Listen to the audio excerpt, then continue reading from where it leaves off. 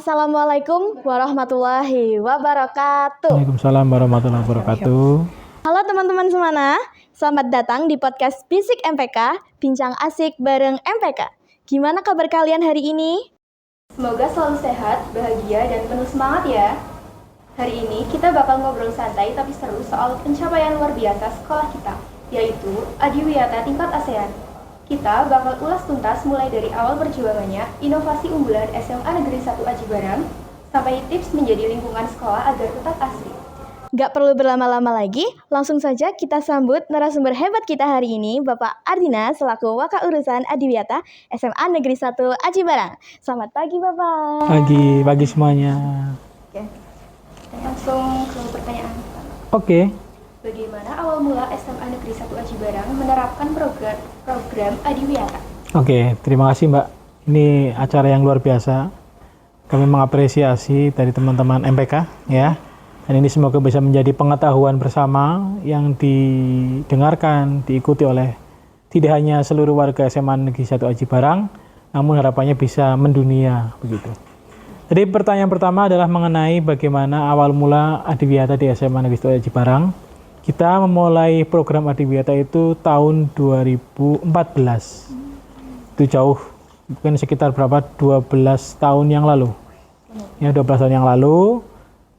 Dimulai dari foundernya adalah Pak Susilarto dan tim yang menginisiasi kegiatan keadiwiyatan di SMA Negeri 1 Aji Barang, mengingat bahwa kita memiliki lahan yang luas 2,6 hektar yang didominasi oleh taman, sehingga kita beranggapan mampu dan siap untuk menjadi sekolah yang berwawasan lingkungan atau sekolah adiwiyata.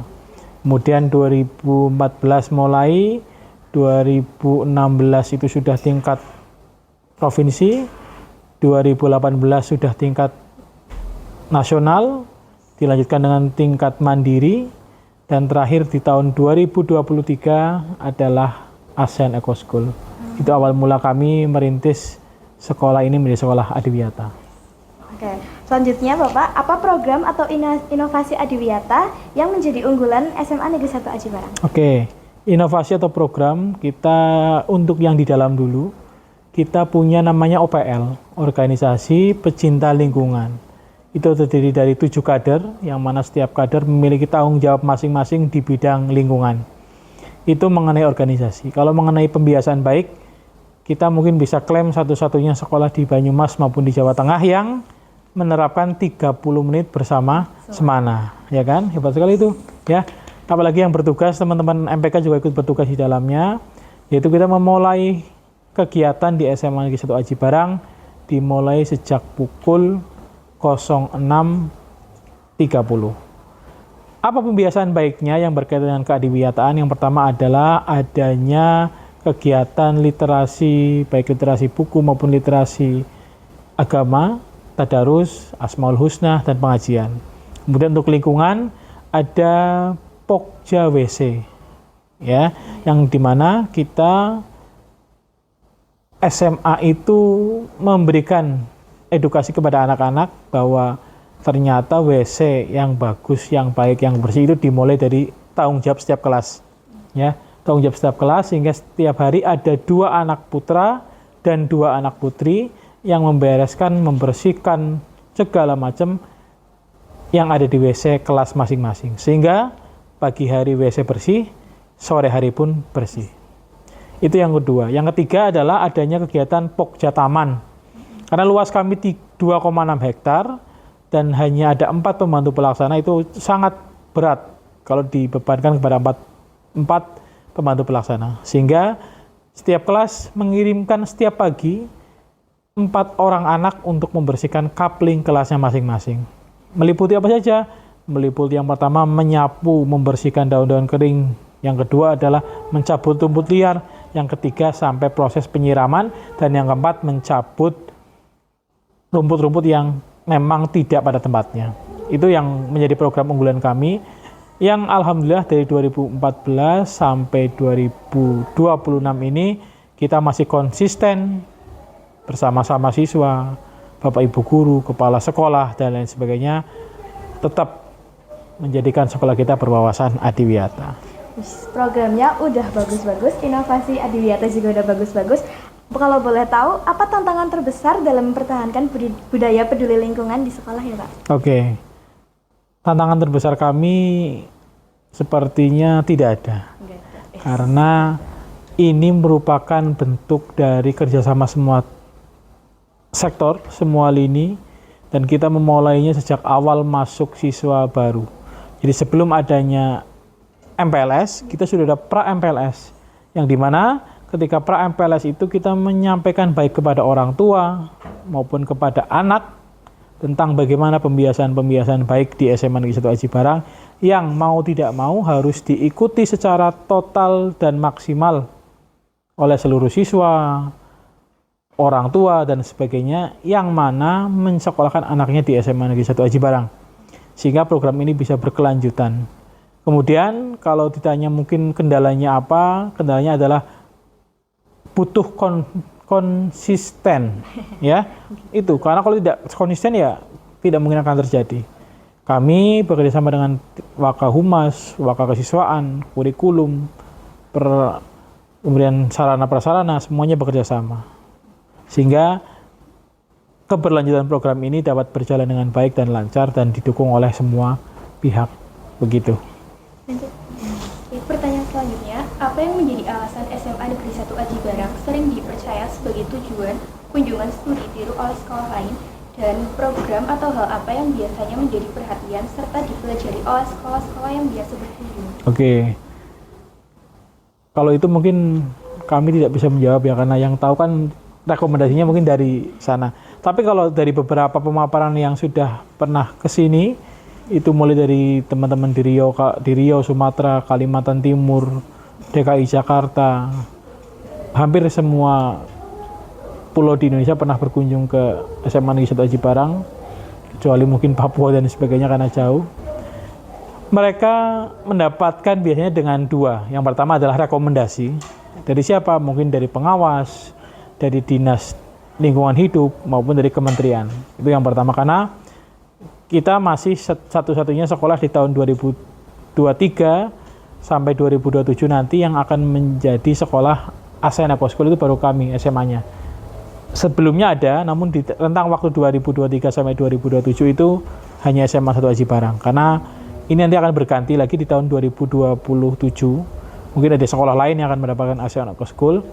Tapi di rentang waktu itu satu-satunya di Indonesia hanya kita SMA-nya. Sehingga mungkin itu menjadi rekomendasi dari banyak hal terkait aksi studi tiru. Yang kedua, mereka menyatakan bahwa mereka mencari di web sekolah, di YouTube, di sosial media yang berkaitan dengan SMA Negeri 1 Aji Barang, yang dimana kita konsisten untuk terus memberikan edukasi baik secara langsung maupun secara sosial media tentang bagaimana pembiasaan-pembiasaan baik kita terkait kegiatan di lingkungan. Kemudian yang kedua tadi apa, Mbak? Programnya yang biasa mereka cari di SMA Negeri 1 Aji Barang. Yang pertama adalah mereka akan melihat tentang bagaimana pendokumentasian kami terkait kegiatan Adiwiyata. Jadi Adiwiyata itu diperbaharui berkelanjutan. Dan dalam pembaruan itu pasti akan menampilkan program-program, kegiatan dan sebagainya. Nah, itu yang biasanya menjadi rujukan mereka ke kami, karena mungkin mereka akan melanjutkan ke tingkat nasional, ke tingkat mandiri, bahkan ke tingkat ASEAN. Itu, jadi administrasi kita yang alhamdulillah sampai detik ini kita masih rapi tersusun, kita punya draft sendiri, kita punya pengelompokan data, dan lain sebagainya. Yang kedua adalah tentang bagaimana program pembiasaan baik di SMA Negeri 1 Aji Barang yang dapat saya katakan tidak ditemukan di SMA yang lain. Khususnya adalah gerakan 30 menit bersama semana. Banyak SMA yang mencoba, namun mereka mungkin karena karena kami konsisten sekali, 6.30 gerbang ditutup, ya. Anak yang terlambat dianggap terlambat. Bapak Ibu guru bagaimana? Apakah berangkatnya sama? Iya. Karena 6.45, 6.40 itu sudah ada apel pagi Bapak Ibu guru. Sehingga anak diberikan contoh oleh Bapak Ibu guru sehingga semuanya dapat terlaksana dengan baik. Oke.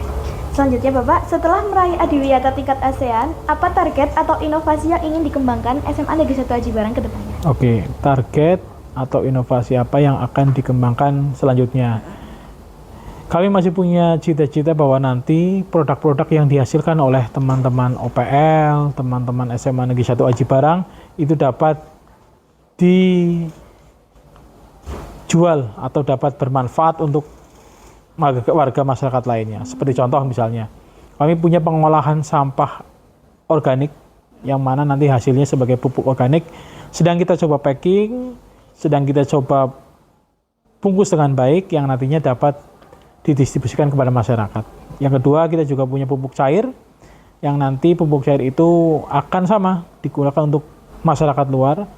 Dan yang ketiga adalah kita punya lahan di hutan pinus Sawangan. Itu bekerja sama dengan Kehutanan Kabupaten Banyumas. Kita diberikan lahan di sana, luasnya per sekarang itu sekitar 2 hektar. Tapi boleh nambah lagi semampu kita untuk melaksanakan perawatan. Isinya apa? Pertama, kita sudah menanam tanaman keras, tabe buya, pohon-pohon yang lain, dan yang kemarin terbaru adalah kita sudah menanam tanaman pisang. Ada sekitar 100 tanaman pisang yang ditanam di sana dengan berbagai macam jenis. Dan itu adalah hasil sumbangan dari anak-anak baru yang mana itu sebagai wujud mereka ikut melaksanakan program keadiwiyataan. Dan dengan harapan itu nanti di sana bisa menjadi perkebunan pisang yang bagus, yang kita rawat betul-betul dengan baik, dan nanti akan menghasilkan manfaat baik bagi SMA Negeri 1 Aji Barang maupun bagi lingkungan sekitar. Dan yang terakhir ini rencana kami akan membuat satu perkebunan kopi. Ini kemarin hasil diskusi dengan Bapak Kepala Sekolah, karena kita melihat sekarang anak muda senangnya kopi. Ya, kopi, ngopi gitu. Jadi kita berinisiatif bahwa kita harus punya produk kopi sendiri yang nanti bisa dinikmati baik oleh generasi muda yang sekarang maupun oleh masyarakat luas yang lain. Itu, Mbak. Bapak, terima kasih. Selanjutnya kami ada beberapa aspirasi dari anak-anak kelas. Saya minta tanggapan dari Bapaknya bagaimana tentang aspirasi yang diberikan. Yang pertama, mengurangi penggunaan kertas pada Pilkeltos dengan memanfaatkan sistem digital. Menurut Bapak gimana? Nah, itu bagus sekali. Itu sejalan dengan bagaimana kita bersama-sama paham bahwasanya kertas terbuat dari pohon. Gitu ya. Semakin banyak kertas yang digunakan, semakin banyak pohon juga yang ditebang. Walaupun sekarang sudah banyak kertas yang dibuat secara sintetis, ya, namun pada dasarnya bahan baku utamanya adalah dari kertas. Dan saya meyakini perusahaan-perusahaan kertas pun sebenarnya sudah melaksanakan reboisasi dan sebagainya. Tapi kalau kita bisa menekan, itu kan harusnya lebih baik, ya. Harusnya lebih baik, bahwasanya paperless kalau istilah zaman sekarang, ya. Penggunaan kertas dikurangi bahkan ditiadakan. Seperti sebenarnya kita sudah menerapkan di SMA Negeri 1 Aji Barang itu namanya zero waste. Ya betul ya? Zero waste. Kita di sini zero sampah. Kok bisa? Karena kita punya tagline adalah sampahmu, tanggung jawabmu. Jadi setiap sampah yang dibuat atau dihasilkan oleh anak-anak, oleh Bapak Ibu guru, oleh siapapun yang datang ke SMA Negeri 1 Aji Barang adalah menjadi tanggung jawab masing-masing. Dan apakah kita hanya melempar tanggung jawab dari sekolah ke siswa? Tidak. Apakah melempar tanggung jawab dari sekolah ke guru? Tidak juga. Kita membuat program Zero Waste tentu sudah memikirkan banyak hal. Yang terutamanya misalnya di kantin sudah tidak ada penggunaan plastik. Betul ya? Di kantin tidak ada plastik. Sedotan tidak ada, plastik teh cekek itu nggak ada. Ya, gelas plastik, makanan ciki ringan di kantin tidak ada. Semuanya hanya makanan jadi yang dimasak di kantin dan dihidangkan dengan piring gelas milik kantin. Atau kita juga sudah menerapkan program adanya wajib menggunakan tumbler dan tempat makan. Itu merupakan satu pengurangan sampah yang luar biasa. Apalagi ini didukung tadi ada aspirasi mengenai penggunaan paperless di Pilketos. Saya sangat mendukung karena sekarang sudah digital, ya. Tinggal buat satu aplikasi yang bagus yang hanya bisa diakses satu kali dengan satu email yang sudah terdaftar. Saya kira akan lebih baik dan juga sebagai bentuk wujud kita bersama-sama menjaga lingkungan dari sampah yang layak. Begitu. Oke Bapak, selanjutnya ada aspirasi tentang menerapkan program Adiwiyata Goes to RT RW untuk memperluas budaya zero waste ke masyarakat dan mendukung program Banyumas Zero Waste. Gimana? Ya, terima kasih Mbak. Terkait Goes to RT RW, kita sebenarnya sudah pernah melakukan, kita flashback di tahun 2023, itu kita pernah melaksanakan kegiatan kemasyarakatan yang mana ini sebagai upaya untuk mendapatkan ASEAN Eco School. Jadi saya bercerita sedikit mengenai ASEAN Eco School. ASEAN Eco School itu ternyata melihat sekolah itu secara utuh, bahwa sekolah bisa membuat adiwiyata atau pembiasaan-pembiasaan baik di sekolah, namun juga harus memiliki manfaat untuk lingkungan di sekolahnya. Di desa-desa yang terdampak dan sebagainya itu harus memiliki manfaat bagi desa-desa itu. Sehingga di tahun 2023 itu waktu kita mencoba ke ASEAN, kita melakukan pemberdayaan masyarakat di 2 desa.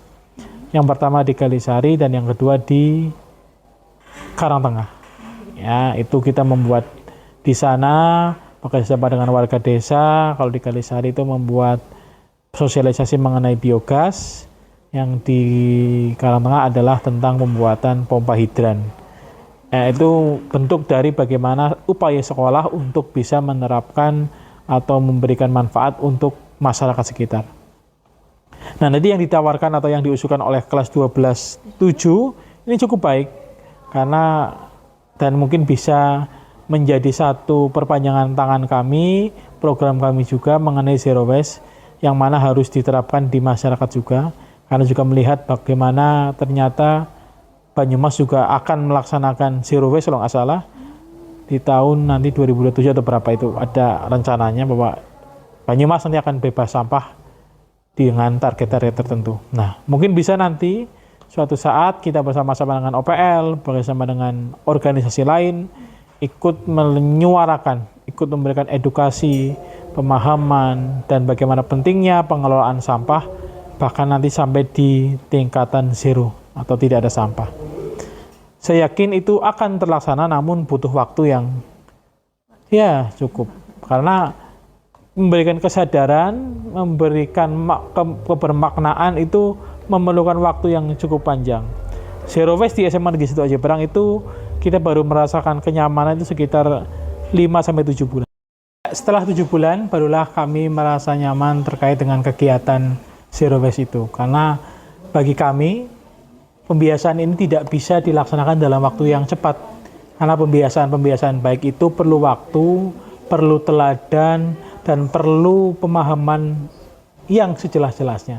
Kenapa kok harus membawa pulang sampah, kenapa kok harus mengurangi sampah, itu yang perlu kita sosialisasikan terus-menerus, sehingga program zero waste ini dapat berjalan. Kalau di SMA Aji Barang itu sekitar 5-7 bulan itu baru clear. Mungkin akan berbeda ketika dilaksanakan di masyarakat, karena kan lebih banyak orang yang akan menjadi targetnya, akan lebih banyak sampah yang dihasilkan, sehingga akan mungkin waktu di setiap sekolah maupun di setiap masyarakat akan berbeda-beda. Itu pengalaman kami mengenai kegiatan zero waste itu, Mbak. Wah, seru dan menginspirasi banget ya obrolan kita hari ini. Dari cerita tadi kita belajar kalau menjaga lingkungan itu bukan cuma tugas sekolah tapi tanggung jawab kita bersama sebagai warga SMA Negeri 1 Aji Barang. Yuk kita jaga terus semangat Adiwiyata ini demi masa depan yang lebih hijau.